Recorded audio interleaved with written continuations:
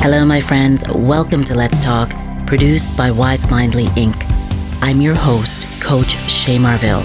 In this space, we dive into transformative conversations that hopefully inspire you to grow, heal, and have a deeper connection to yourself and to the world around you. So, let's talk, let's connect, let's grow together.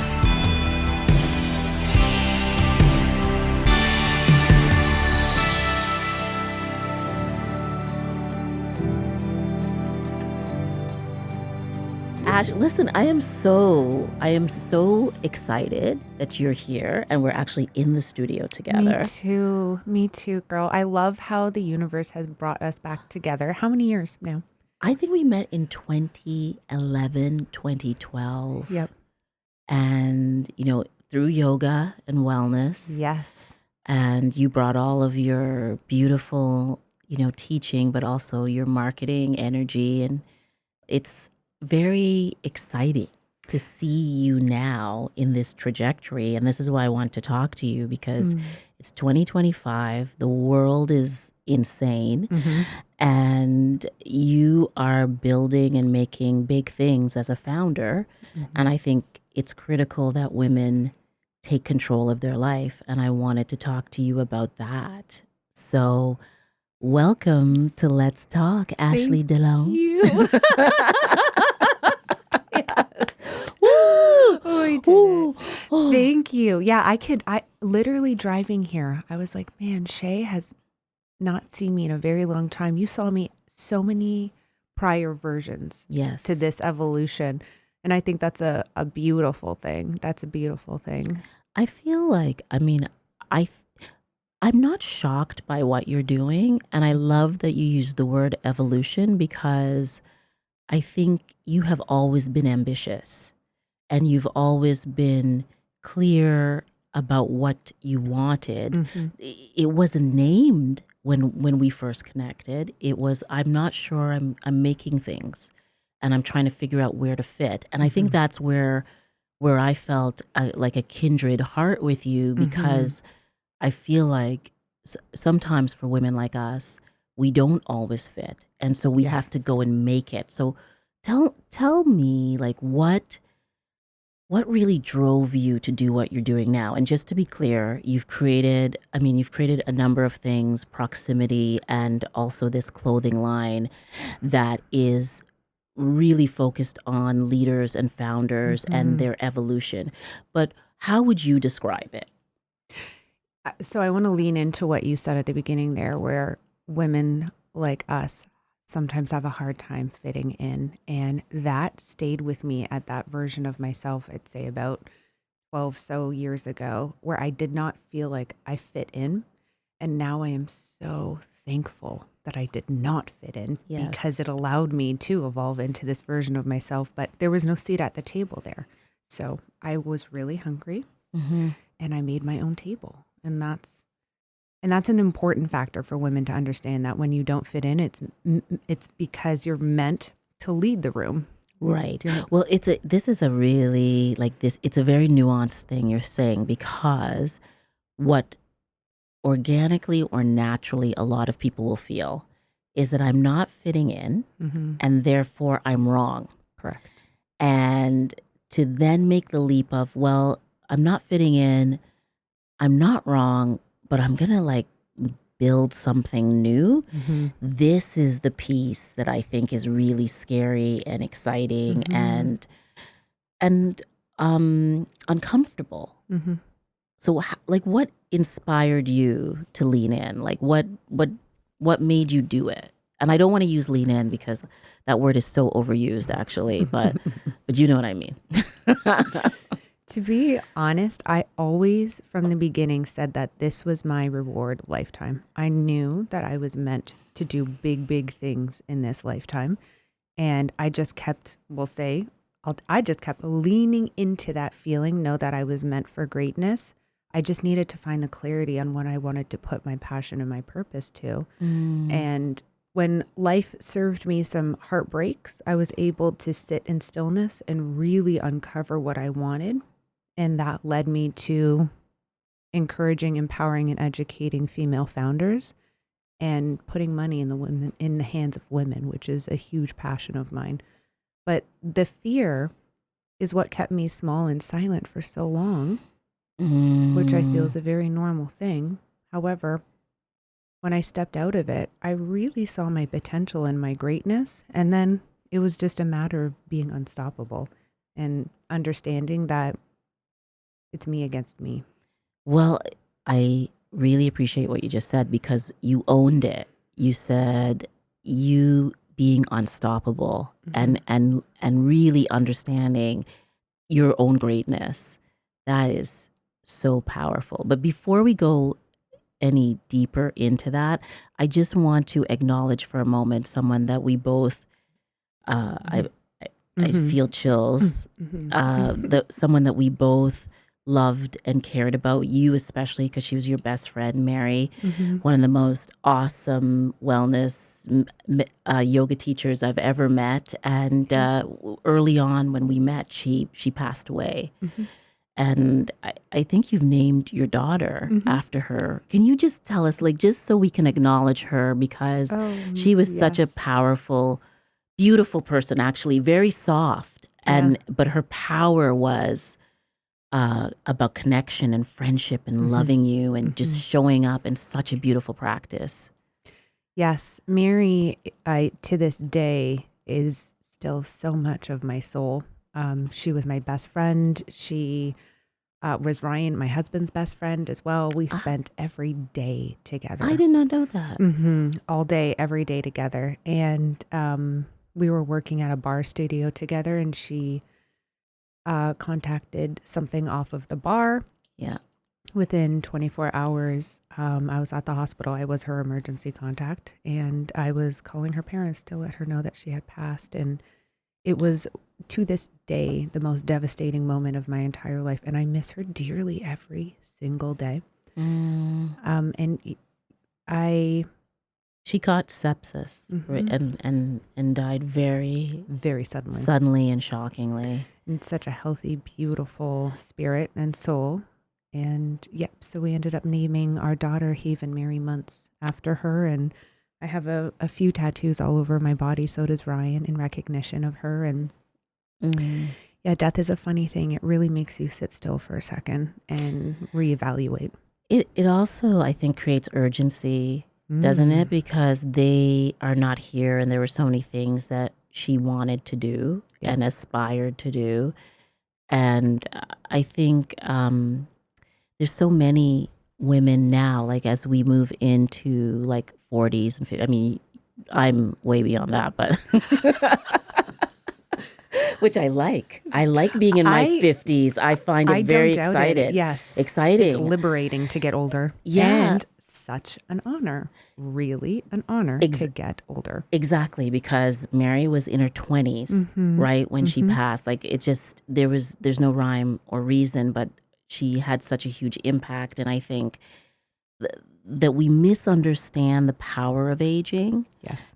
And that's why I think also this idea of inspiring and showing, modeling women how to be founders, but that they can be founders, is so profound and powerful. You can reinvent yourself as many times as you would like. Oh, talk to me about that. And I am the epitome of reinvention. I really Why am. do you say that? Why do you say that? If the people listening had seen 2011 Ashley, she talks differently. I now dress differently. I talk differently. I act differently. My energy is different. My circle is different. My community is different.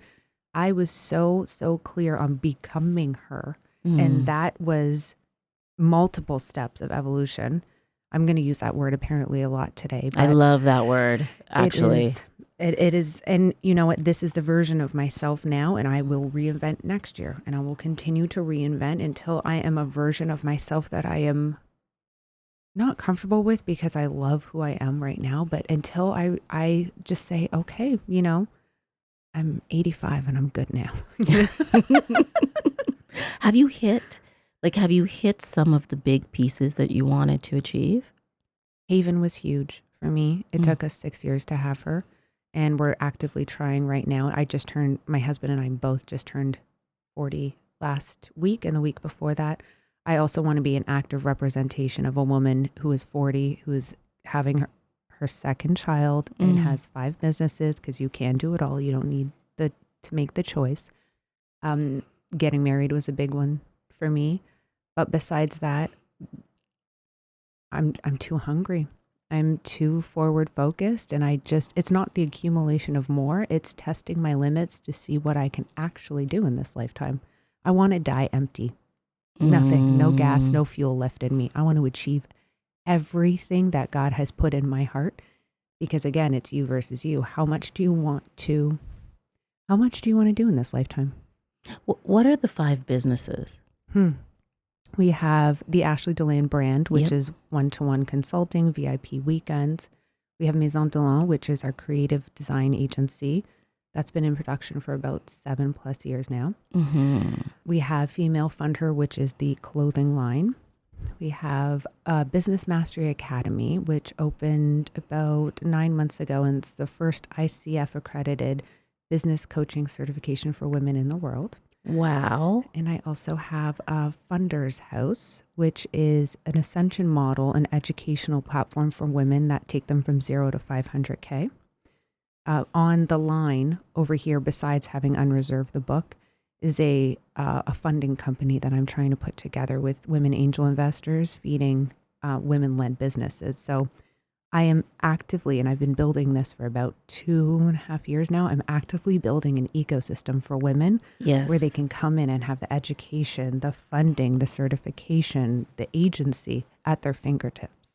Tell me, let's say someone's listening right now and they are, they're multi-passionate. They are unclear about how to apply their skills, but they know they want something big and they want to make money. They want to make a living. And I think we, like often in wellness, we don't actually talk about money as abundance. A few people do, but most of the time we don't actually talk about wellness and money. And I think we should. I think the things you don't talk about kind of haunt you and keep you back. But where would this woman start? She's multi-passionate. She's like, I want something, like I'm so hungry, but I don't know where to apply myself. I feel like your ecosystem would be great for her, but where and why? I think my biggest acknowledgement first and foremost for her would be to really think about what you can do that lights you up, that comes freely and flow, and that if you won the lottery, it would be the one thing that you would just never charge for. And that was a conversation when I was owning my restaurant Karma, because I built, scaled, and exited a few businesses. I loved Karma. It was on Kerr Street, in Oakville. It was innovative because it was the first soy-free, vegan, gluten-free restaurant in all of Canada. And I really wanted to create a space for the outsiders, because at the time, and I still am, I was dairy-free, soy-free, and I was milking nuts before it was even a thing because of all of my allergies. So when I sold Karma, I was in a space of reinvention. I am back to ground zero and I can become whoever I want to be. And Ryan asked me this question, well, if you won the lottery, what would you still want to do if money didn't matter? And I said, I really want to go into marketing and I want to help women make money. And he was like, great, go do that. And that's how I started. I just started consulting for free. And then from there, it was the agency. A lot of them needed help with social media and website design. So that became a natural next step.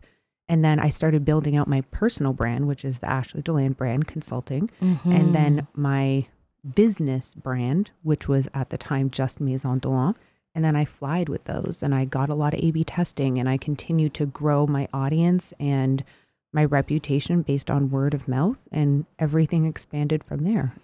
You see, here's the thing though. I think we are encouraged to be very siloed, right? So someone might say, oh, you have a restaurant? Well, then you're a restaurateur, or you're a chef, or you're a foodie. How do you then veer off into starting your own marketing social media agency and then your own brand. And I just want to stay here for a moment because I actually think that thinking prevents us from evolving and Yes. adapting into a direction that we may need to go so that we can actually do what we want. It's almost like you tried it, you're like, okay, this is good, but I could do better. 100% I did. It can be that simple. Really, at the end of the day, it can be that simple. Here's all Mm, the things that I want to try. Let's go try it. Do I love it? Do I love it? No. Okay. Exit and move on. yes. Let's try this. Or you can look at it at a strategic point of view. I went to business school. I worked for Moses Neimer in corporate. I Yes. left there and then I started the hands-on education of building, scaling, and exiting myself so Mm, that I had educational, corporate, hands-on experience to then go into consulting. So it's your lens, right? But really at the time, I had that blueprint and that methodology within my soul without even realizing it. But it was a matter of fact of, I really want to open a restaurant. Okay, Enneagram 3 Aries girl, go do your thing. And then, 9 months into it, okay, I'm going to sell. God, please bring me the buyer. Bam, right away. Life is so, so precious. And we just confine ourselves into these small boxes and these labels and these titles, but we're actually just doing it to ourselves. yes. And trying to fit into the box other people perceive us to be in. Yes. And it's often not even true.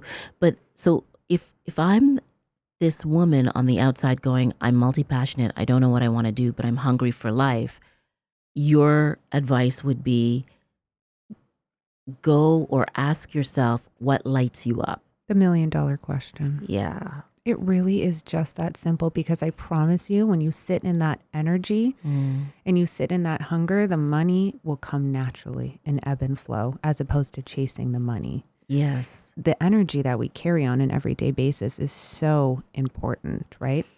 My husband often says money is repelled by desperation. So instead, I love, just say it again. I yes, love that. money is repelled by desperation. And I keep that mantra in my mind when I do everything from events to books. Is this a passion? Hmm. Am I really, really ready to pour my love and my service into this project, into this business, into this partnership? Yes. Okay, then go, because the money will flow afterwards. But if you're doing it saying, I need money, so I'll open that business, it won't be successful. Do you think this is one of the unique traits to your coaching, that you help individuals connect the dots of the multiple passions? Oh, for sure. And then we actually, most of the time, turn it into a personal brand and a business brand as well, because they fuel each other and they feed one another without people actually realizing it. Like Che Marville is your brand. Ashley Deland is my personal. We have our Yes, personal yeah, brands. totally. What we do with our other businesses, those are our businesses. So you have to really solidify and feed your personal brand first and foremost, because it will then become the ecosystem to feed everything It else. feeds everything else. I think also like I had to come to terms with not feeling bad Mm. about wanting to do multiple things and having capacity for it. Yes. And for a long time I had people saying, "Well, are you this or are you that? How can you be a business leader and a yoga teacher, or a business leader and a meditation teacher?" And I always, in my mind, I always thought they were interrelated and they connected. And then I kept trying to justify it. Mm. And that was exhausting. And then I realized, oh, I don't need to justify this. I just go and build something. And if whoever comes along, comes along. And the people who don't agree, well, you weren't going to convince them anyways. 100%. We also have to teach people how to treat us. So as a woman sitting in my marketing, I am a product of my own marketing.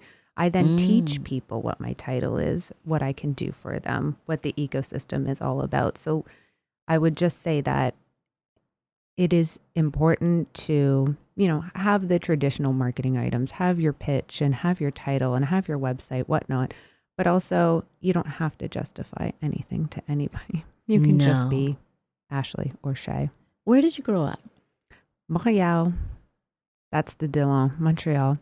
So I was born and raised in a, um, I wouldn't say poor area of Montreal, but definitely not the most beautiful area of Montreal. Working class or A little bit lower. Yeah. Single mother, father who was an alcoholic and in and out of the picture. We moved to Oakville when I was 13 when my mother remarried, and coming from somewhere that was less desirable to now Canada's richest little town was a huge shift for me. Must have been a culture shock. So much more than that. I was leaving a lot of uncertainty, of unsafety, of trauma behind in Montreal.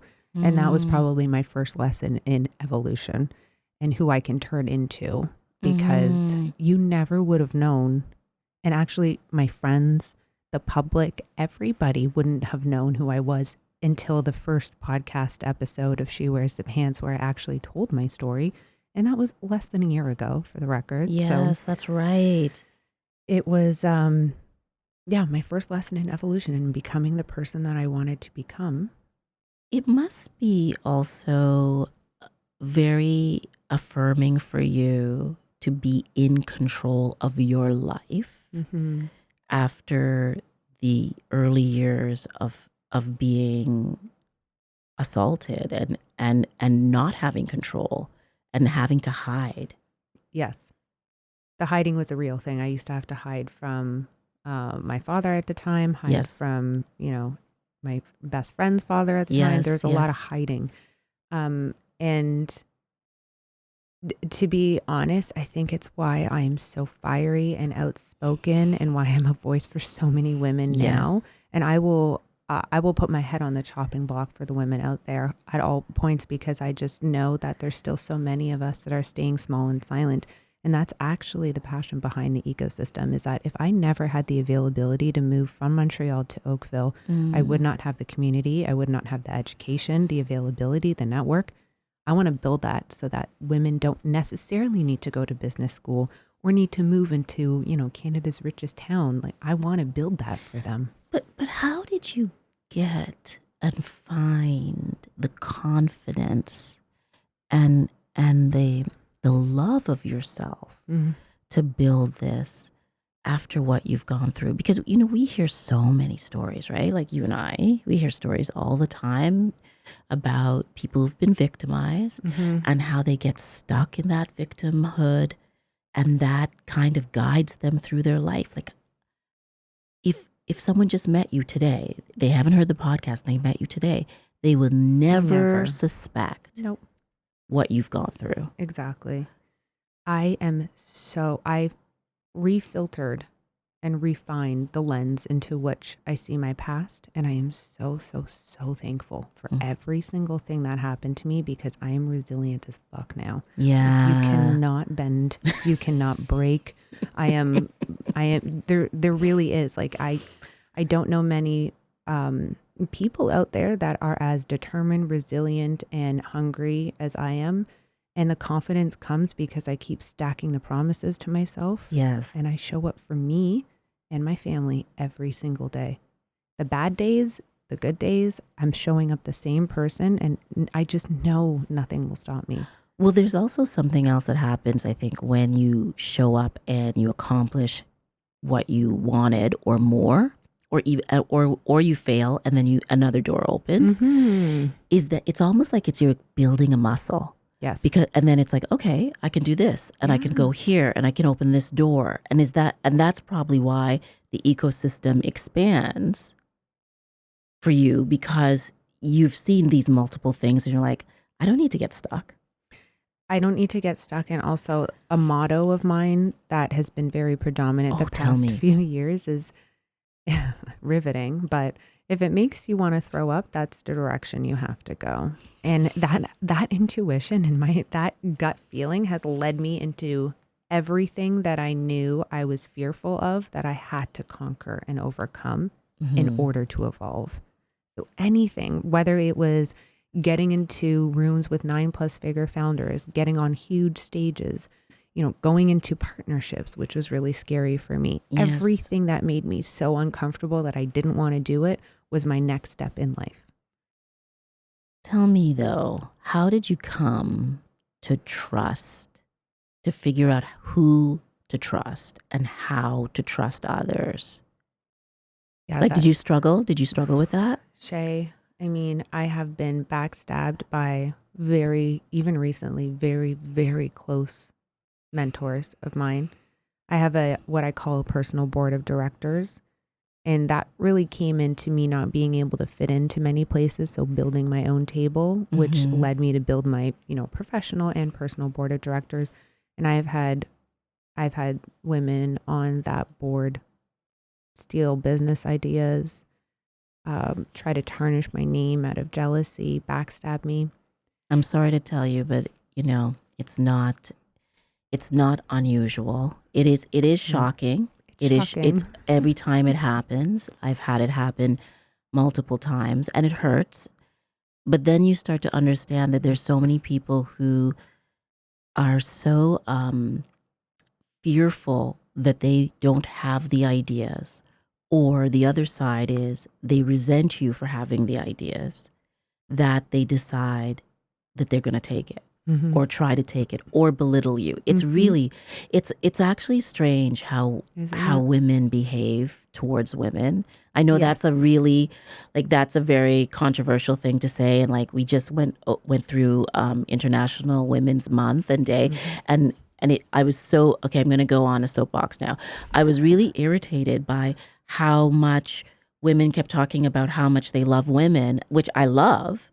But then what I hear from people I'm coaching, what I've experienced, that love is not always there. So why are we performing that in social media and then behaving differently in real life? That is a fact. That is very true. It's manufactured, really, just like everything else I feel on social media. Yes. People love to be a product of their own marketing, right? That is their way of feeling like they're being involved in the conversation and portraying a version of themselves that might not be authentic to them. But I think a lot of women haven't been taught how to collectively rise together yet. And I think that's a narrative that is really missing from conversations, because it's almost like women love to reputation destruct. Yes. When they are not feeling valued, seen, and heard. And it's actually up to us to change the narrative. It's, when men fight, I always say it's like dogs. They go to the dog park, they have it out. Like birds of feather, they shake it off and they go back. And that's how they operate more so in business, where women are a little bit harsher in terms of the clause and the reputation. And destruction. I think, and I wonder about that sometimes. I wonder, where did they learn that? I know. How does it make them feel when they do it? I had someone, a woman, tell me once, "I will destroy you." Oh my God. And I thought I was in a soap opera. I was like, is this actually happening? You're not really saying that. The kindest person ever. And I'm like, what? I was like, what? She's like, no, you will not work again. I actually had someone say that. And I was far enough in my career that it was kind of funny, but it was also funny because it was like, this is like out of a bad movie or a soap opera. I'm leaving now, and I'm going to let you have that fight that you're having in your head with yourself. But I think that's the reason why so many women also are afraid to go into business or afraid to take chances, because they've also had some really negative experiences with other women. And I know that doesn't sound politically correct to say, but it's a reality. 100%. I was going through event venues with my team on Monday, and for all the unreserved events coming up. And they quite literally saw me having to chameleon my energy and my words to each woman at each venue that was assisting me. And at the end of the day, they were like, that was fascinating to see you. And I said, it's just a shift in energy again of having to force that person to treat and talk to you in a certain way and matching that energy. You have to morph. Talk to me about that, because I think, again, we resist doing things sometimes because that's really difficult, and it's hard, and you kind of, and I think a lot of times people feel like, oh, well, maybe it's me. Rather than I need to teach that person or show them or model to them how I want to be treated or addressed, or spoken to. Ultimately, the biggest thing that I realized is that nothing has anything to do about you. Not your business, it's about your client. Not the way. It's nothing has anything to do about you. Really, people are operating in their own lives, and they're coming at you with their own trauma, with their own limiting beliefs, with their own fear. And it's up to you to hold space, but also to never allow someone to talk down to you or to remove any of your qualifications, accreditations. Mm-hmm. I feel that over time, with confidence, you understand your value. And then I step into that value every day when I put my feet onto the floor. And that allows me to really acknowledge when people are trying to take and when they're trying to give, and then match that energy accordingly. So I would say that at the end of the day, you just have to live in a world where there's a billion people that are all living in their own world, and to just come in a way that unifies that system, unifies that conversation, that communication for that moment, but understanding that you just want to leave a little legacy at the end of the day and not try to take anything offensively, because it has nothing to do with you. Nothing. Do you feel like this moment in 2025 is an opportune time to build businesses, or does it not matter what the time is for you? There's definitely, I would be ignorant to say that there's not a shift in the economy right now, whether we're in US or Canada. And I have transparently shifted the past 2 years from the Canadian economy into the American economy. Because it's just still much more prosperous. The women operate differently. The rooms are different. It's really a different kind of level of service and opportunity. I will say that specifically within the Canadian economy right now, people are a little bit more hesitant to spend money. So one-to-one services, group programs for clients, I see a lot of that taking a tailspin. Yes. My advice for them is to always think about the next wave that is going to happen and stop always operating in the present moment. For me, I see trends as opportunities, hence the vegan restaurant, the hot yoga studios, the cold pressed juice lines. So that is why we created Business Mastery Academy, because it is a certification program for women to become coaches without having to go to school.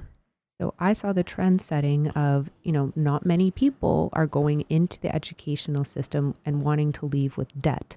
So programs and certifications are going to be in the uprise in the very near future. True. So for me, I would definitely say, don't always live in the present economy. Be a disruptor. Build things that people don't even know that they need yet. Think about Netflix or think about ChatGPT. They were building it before humans even understood that they needed that. Right. And now people can't live without it. Exactly. Right.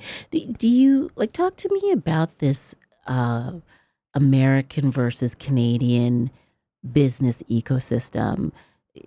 Do you want to go to the States? Yes. It's the first time I'm publicly really saying that. But I do. Something happened when we turned 40. We just said, I've had enough. I've really had enough. I have lived a lot of my life to make sure that our family unit was together, that we're close to grandma, that everybody's, in good and at peace. I've served a lot. And at this point in time, I work on average 12 hours a day, 6 days a week. And on Sundays, what do I really want to do? What is that becoming her looks like? It's the beach. Yeah. It's the ocean. It's the sun. And it's Yes. my daughter, it's all of us and my husband. We just want to be on the beach and live a life that is more attuned to what we need at this age. And that is a little bit more joy. Yeah. So, And grounded in, in the ecosystem, like mhm, actually the ecology around you. I think, I mean, I I think one of the most difficult things about this moment, right, with the confrontation, with tariffs and all of that, is being a Canadian who loves America, mhm, who has American family, mhm. American friends, American business partners, and going like, this is so it's so absurd what's going on. Mhm. But I think also in absurdity, there is opportunity. Exactly. And I think after one time there's another, and so we need to be ready for the other time that's coming. And I think one of the struggles that I can be really open about, is that I often find the Canadian marketplace limiting. Very much. And I think I more think about myself as a global coach, Mhm. as wanting to grow with people who just want to grow wherever they Mhm. are, Mhm. I love that. you I know? absolutely love that. Yeah, because I think, and maybe that's one of the great things about this moment also, is that the world is like, we have so much information. It's obviously way too much, right? We're trying to process too much information. But maybe also those of us with personal brands, right, Mhm. can also step out there more and connect with the human beings who also want to grow their personal brand and want to tell their truth and want to build businesses that are holistic and Yes. integrated and multi-passionate and live. And live. I feel like if there was one aha moment that I would love everybody to walk away from today Mm, with, it would be that to please stop limiting yourself to just the Canadian market and just the US market. Go global, because there are people out there that absolutely need your service and they need your soul, and mm, you are confining yourself. And at the same time, we cannot put all that trust in other people's hands, right? that's So right. this is very obvious. Well, there's a numbers thing as well, which Mhm. is, I think, when you start to see yourself in an expansive way and that you have multiple audiences, Mhm. that creates volume. Mhm. And so, but sometimes when you're in one place and you're focused on one small group, that can be good if that group really loves you and you've got a good relationship. But right now, it's a very crowded marketplace and it's Yep. hard to get your message across. What do you think your message is overall? I mean, beyond what you just said, but like, what's your, like, when you look at your ecosystem and your 5 businesses and where you're growing with the clothing line and inspiring women to become founders, Mhm. what, like, what's your overall message? Honestly, it's you belong here. Mm, I want them to come into this ecosystem and say, where has this been? Where have you been? Where have my sisters been? Where has this education been that is affordable and so incredibly valuable? Where has this network been? mm-hmm. And then for them to just automatically understand that there's no competition, No, that we all rise together, and that we're here to be of service to one another. And I have not found something like that in this form of ecosystem out there. So again, build the tables. So that's what I really want them to feel at the end of the day. that's what's driving you. I know what it feels to not belong. Yeah. Your daughter is very blessed. Thank you. She has a great model of Thanks. taking chances and being courageous. Do you ever struggle with imposter syndrome? I definitely have for many years, but not anymore, Mm-hmm. because I know my capability. And if I for 1 second think that I don't feel good enough, I just have to look towards Ryan and he will fill me right up.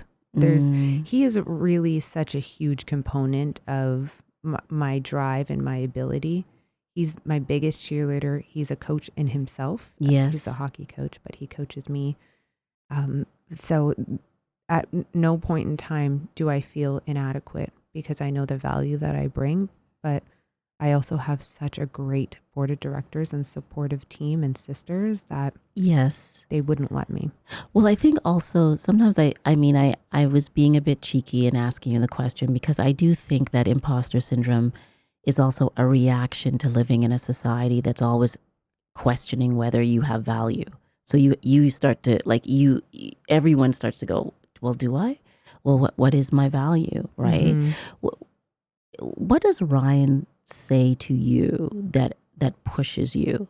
Because he's been an athlete and obviously is a coach now, and has had a long history of success. In the work that he's done. NHL, yep. He won gold for Team Canada. He was drafted to the LA Kings. His mindset is tight. It's very strong. And being a goalie, he's very much used to being at one side observing. Yes. So he's been observing me for a while. What he says to me, infinite possibility, God is within you. He is the main number one reason that I am now a woman of faith after I've been hurt incredibly from what I thought was God. Yes. Turned my back on religion entirely. And after Mary died, I started listening to Joel Osteen. Yes. Which is somebody that he kept pushing towards me. And it has been a game changer for me. It absolutely has. Interesting. Wow. I know. I did not expect that. I know. Nobody really does. I actually got baptized last summer. You did? Yeah. Into no specific religion. Phenomenal. Well, you we could go on. I am a person of faith. So, but Amazing. I don't believe in pushing it on anyone. And although some people would say that's wrong also, apparently, but let's not go there. Yeah. Let's not go there.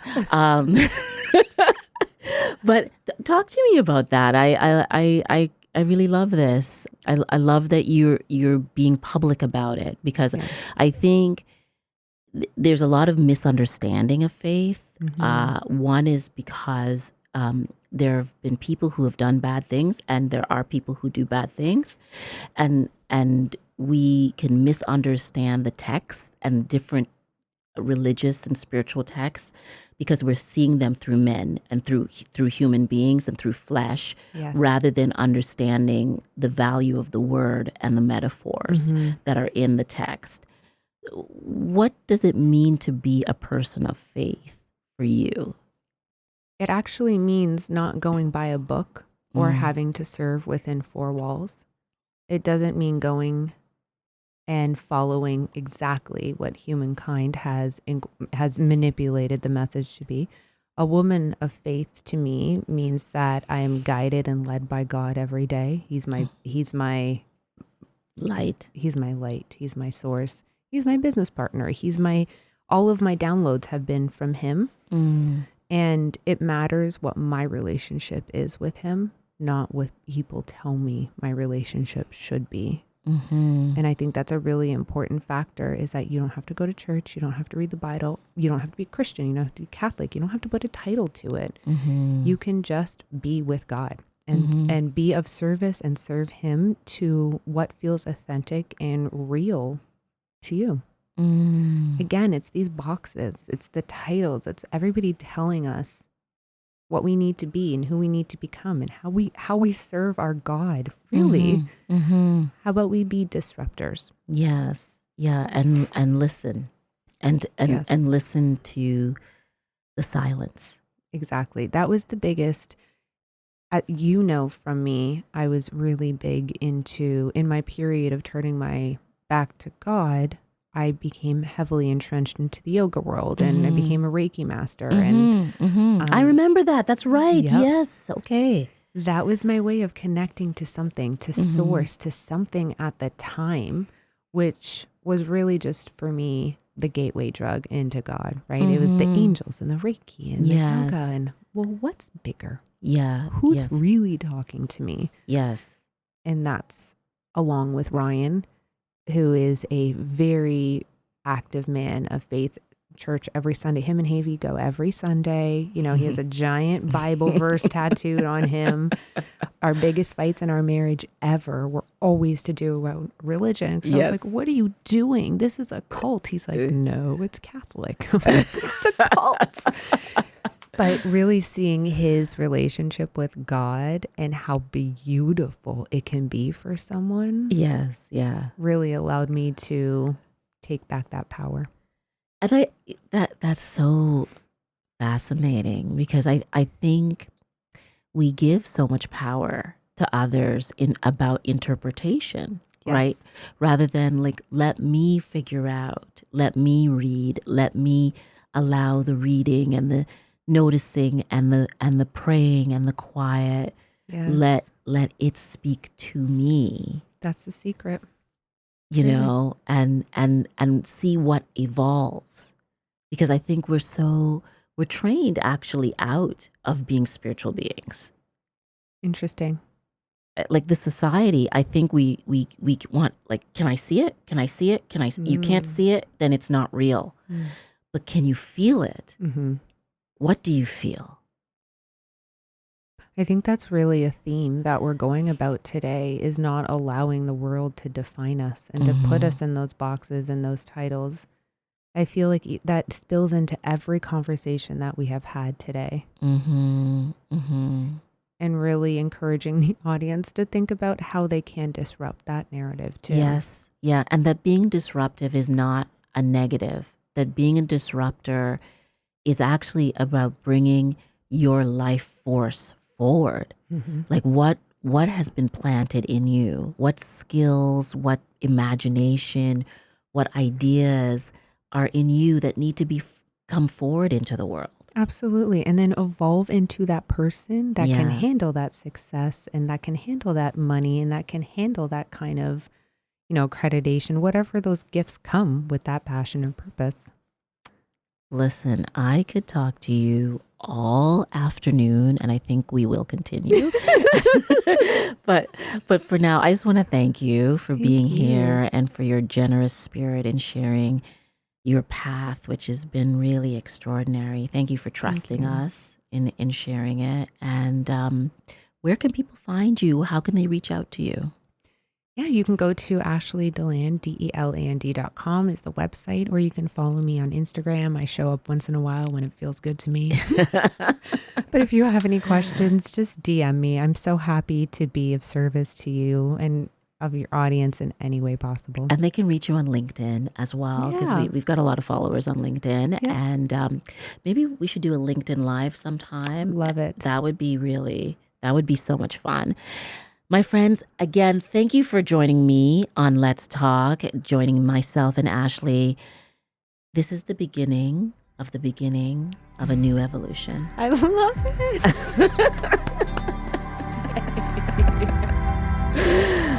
My friend, I'm so grateful. Thank you. My friends, thank you for joining me on Let's Talk, produced by Wise Mindly Inc. I hope today's conversation inspired you to take action, reflect, or embrace on a new way of thinking, on a new path. And if you enjoyed today's episode, and hopefully you did, don't forget to subscribe, share, and even leave a review. Reviews matter. They allow us to do way more than we're doing now. Let's continue the journey of growth and well-being together. Until next time, I'm Coach Che Marville. Stay connected, stay curious, and let's keep talking.